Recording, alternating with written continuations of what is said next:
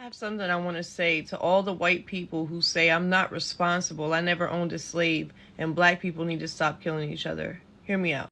During slavery, slaves endured sexual abuse, rape, denial of education, whipping, families split up and sold, shackling, hanging, beating, burning, mutilation, imprisonment, denial of food and sleep, buck busting, families being forced to sleep with each other for the purpose of breeding and then being made fun of for it.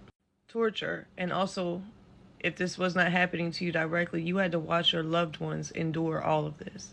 And this is just very few examples, meant for the reassertion of dominance over the slave by the slave master.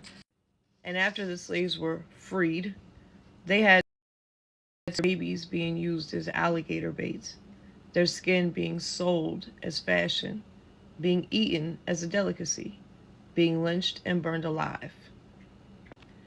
More denial of education. Now they went from being forced to breed to being forced to be sterilized because white supremacists did not want them to have children.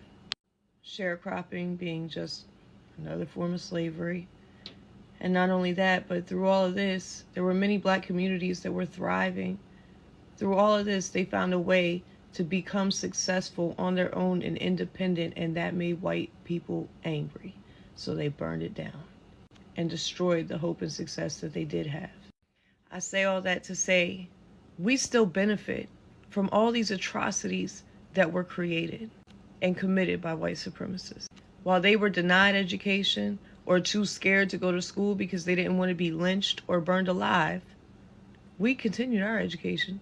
While they were denied generational wealth, we continued to gain generational wealth. While they were denied the ability to simply exist without fear of death or torture, we were happily thriving in our little front yards with our bikes and our bells.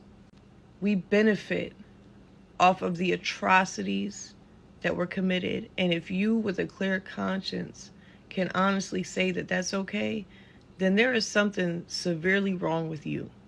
This is why I say we are responsible. Whether you like it or not, the sins of our fathers have fallen on our shoulders because we benefit from the atrocities. We benefit from the suffering and the torture of others. You have traumatized parents raising traumatized children in a traumatizing environment that we created through redlining, through PTSD, through trauma, generational trauma that we have not tried to help them heal through. And we still continue to deny them opportunities. This is why I'm saying we have to stand up and do something.